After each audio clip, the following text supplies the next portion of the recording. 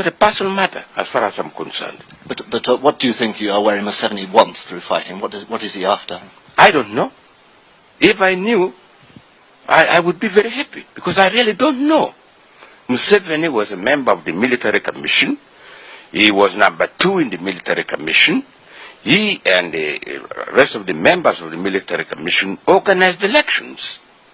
And soon after elections, he decided to fight. And he hasn't progressed very much. In his own area where he was born, he's not effective, he's not known, and he's a refugee himself in another part of Uganda. So I really don't know what he wants. Whatever the wrongs of his case, wouldn't it save a lot of life and a lot of money to talk to him? I told you it is not a personal matter. Why do you think Museveni is all that important in this country? First of all, he's not a citizen. He's not a citizen. Where is he? He lost an election. He has no party which is viable in this country. Because he's a gunman. Your name is Robin. Do you remember the history of England called Robin Hood? I do. Yes? Is it worthwhile talking to Robin Hoods of this world? Bader-Meinhof in Germany? The Irish Republic Army people? Is it worthwhile talking to such gangsters and terrorists? You say he's not a citizen. What do you mean by that? Because his father was not born in Uganda. And that is the constitutional basis.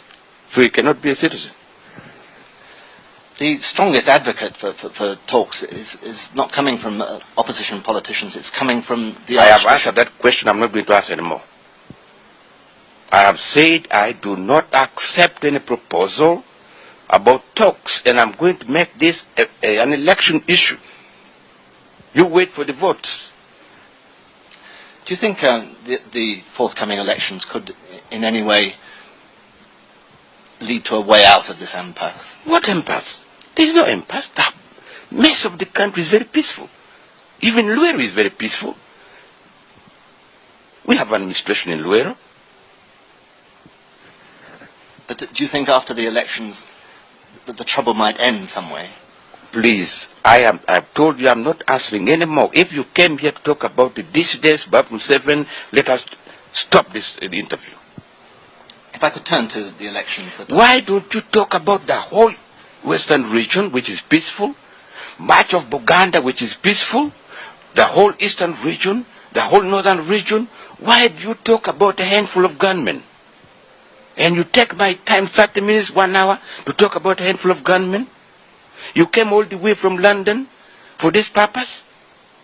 No wonder members of parliament in Britain sometimes talk about starving the BBC from funds, because you waste public funds in this type of way.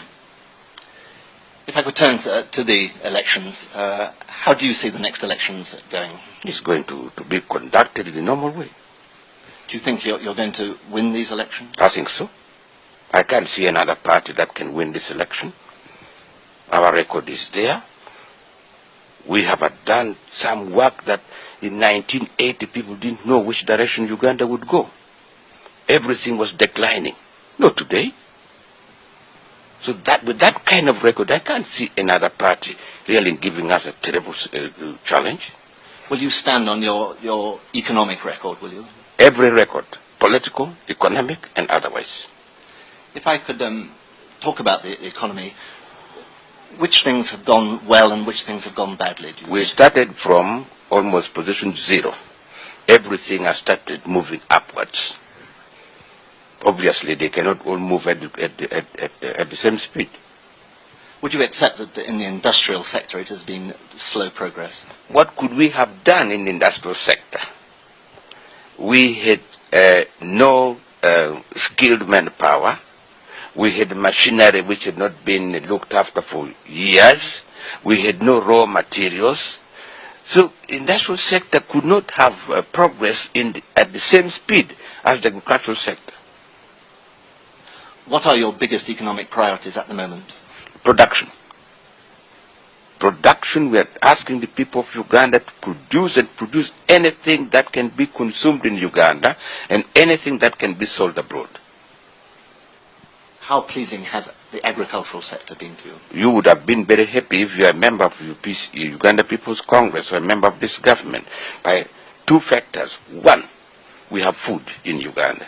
When I came to office, there was no food in Uganda. Now we are feeding ourselves, and we are exporting some of our food.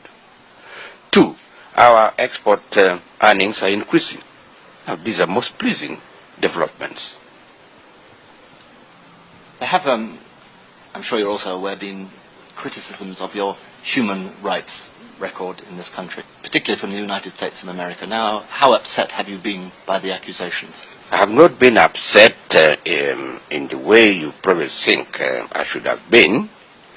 I've been upset in the sense that if you refer to the statement made by one American official in August of last year, in that he made a generalized statement but could not give us evidence to prove that the facts of that statement. If you go to Luero, you will not find any single possibility that a government such as mine could have murdered about 250,000 people within a few months, and yet no graves and no statement from the general public. So that one was very hurtful. But as I say, we are not trying to run this government for the pleasure of people abroad. We are trying to run this government for the good of the people of Uganda. And these are our people. These are our people. When people talk about human rights in Uganda,